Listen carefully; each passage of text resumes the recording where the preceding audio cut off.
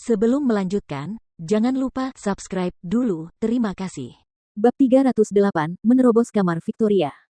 Serius deh, sobat, jangan gitu dong. Tiap villa di sini harganya paling nggak beberapa juta dolar. Tapi, kamu cuma mau bayar aku 20.000 dolar. Ini perampokan di siang bolong. Ketika mendengar bahwa mereka dapat memiliki sebuah villa seharga 20.000 dolar, Pablo dan Salvatore sangat gembira. Mereka bersorak serentak, "Terima kasih, Tuan Stelle." Pablo dan gengnya telah melakukan perjalanan dari Orlando ke Texas, lalu ke DC, dan sekarang ke Houston. Dapat dikatakan bahwa mereka diberi banyak tugas berbahaya, tetapi mereka tidak pernah sekalipun mengeluh. Lagi pula, mereka tidak seperti karyawan Jordan, jadi dia tidak bisa memberi mereka gaji. Bahkan jika dia memberi mereka uang, mereka mungkin tidak menginginkannya. Oleh karena itu, Jordan juga ingin memberikan Pablo beberapa keuntungan. Memberikan masing-masing dari mereka sebuah villa senilai jutaan dolar akan dianggap sebagai hadiah atas kerja keras mereka dan membuat mereka mengabdikan diri untuk bekerja keras untuknya di masa depan. Clinton hampir menangis. Dengan raut wajah sedih, ia berkata kepada Jordan, "Tuan Stelle, jangan bercanda dengan saya. Saya tidak bisa menjual 5 villa seharga 100.000. Jujur saja, saya sudah menghabiskan puluhan juta dalam semalam untuk menyuap orang lain agar tidak memberikan bukti yang memberatkan saya. Saya sudah menghabiskan semua dana likuid saya. Saya sekarang menjadi orang yang tidak punya uang. Jika kamu meminta saya memberimu 5 villa, mungkin besok saya akan menjadi pengemis." Clinton berpura-pura menyedihkan, mencoba mendapatkan simpati Jordan. Namun, setelah Jordan mengetahui begitu banyak bukti yang memberatkan Clinton dan mengetahui bahwa dia seorang bajingan yang licik, kejam, dan tak berperasaan, dia ingin melihat Clinton menjadi seorang pengemis. Pablo merangkul Clinton dan berkata, "Tuan Whiteley, berhentilah berbohong. Anda telah menyinggung Tuan Stelle. Apakah menurut Anda mungkin bagi Tuan Stelle untuk memaafkan Anda tanpa harus menanggung akibatnya? Lagi pula, bukan berarti kami tidak akan membayarnya. Kami akan memberimu 100.000 untuk itu." 100.000. Anda membuatnya terdengar seperti itu jumlah yang besar. Kelima villa ini bernilai jutaan dolar secara total.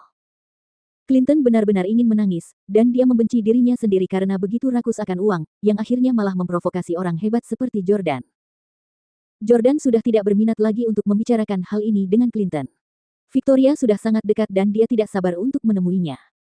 "Rasanya sudah seabad sejak saya melihat Victoria." Jordan mendesah penuh emosi. Dia sangat sibuk dengan Hailey, Brett, dan Chloe akhir-akhir ini sehingga mengabaikan Victoria. Jordan segera berjalan menuju gerbang villa.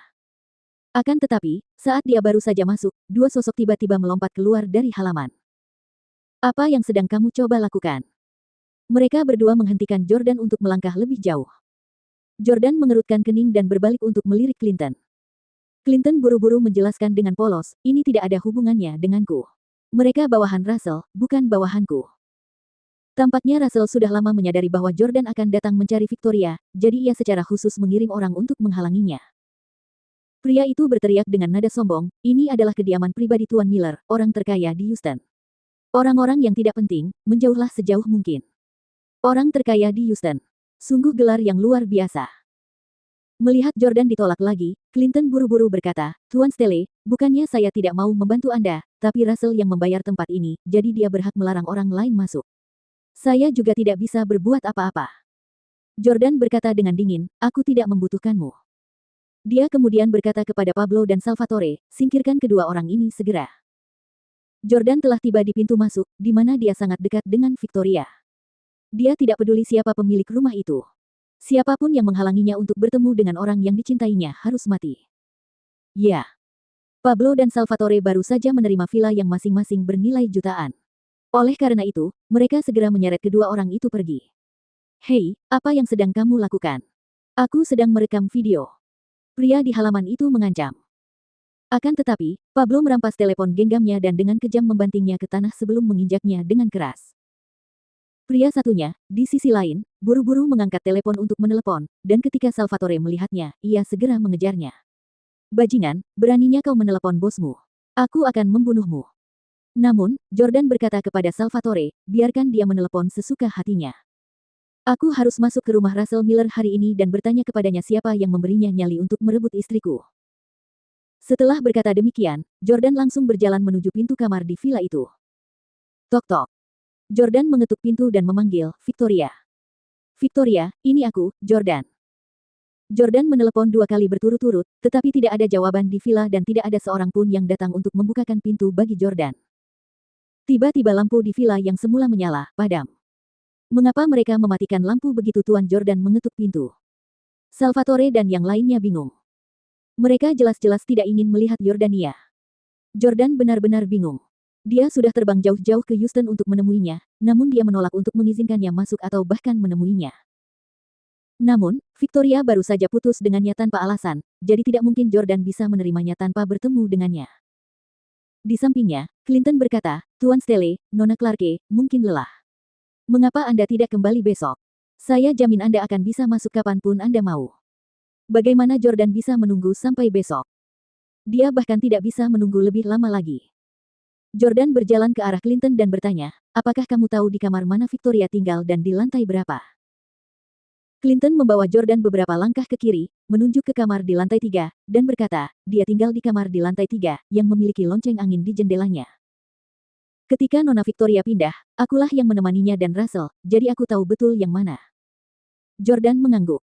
Clinton bertanya, kau tidak akan memanjat jendela, kan? Tidak akan mudah memanjat setinggi itu dan orang kebanyakan tidak akan sanggup melakukannya. Malam ini gelap, jangan jatuh. Kau benar-benar tidak perlu melakukan ini. Clinton hanya tahu bahwa Jordan adalah presiden perusahaan mapan yang kaya raya, tetapi dia tidak tahu bahwa keuntungan terbesar Jordan bukanlah kekayaannya. Saat itu, Pablo sudah menemukan 2 pegangan tangan dari bagasi mobil yang bisa dikaitkan ke dinding dengan mudah. Dengan bantuan pegangan tangan itu, ia melompat dan segera naik ke lantai 3. Jendela di lantai 3 terbuka, jadi Jordan tidak perlu mengerahkan banyak tenaga. Dia cukup mendorongnya hingga terbuka dan melompat masuk. Hei, Tuan Stelle, Anda cukup terampil. Lumayan. Lumayan. Clinton terkejut. Pablo dan yang lainnya tampak sudah terbiasa melihat ini. Ini adalah praktik yang biasa dilakukan oleh Tuan Stelle. Setelah Jordan melompat ke kamar tidur di lantai 3, dia bisa mencium aroma segar di kamar itu. Wah, baunya familiar banget, ini memang kamar Victoria. Sebelumnya, Jordan telah menghabiskan banyak waktu tinggal bersama Victoria, jadi dia tidak mungkin salah mencium aromanya. Tidak ada seorang pun di tempat tidur di kamar tidur itu, tetapi ada sosok ramping berdiri di dekat pintu. Karena kurangnya cahaya, selangnya agak redup dan orang tersebut tidak dapat dilihat jika jendelanya tertutup. Wanita jangkung ini memiliki tubuh yang menggairahkan. Hah, dia pasti Victoria. Kalau Jordan saja tidak bisa mengenalinya, dia tidak pantas menjadi pacarnya. Menakjubkan. Jordan bergegas mendekat dan memeluk pinggang rampingnya erat-erat dari belakang. Ia baru saja akan menciumnya. Siapa yang tahu? Jordan, apa yang kamu lakukan?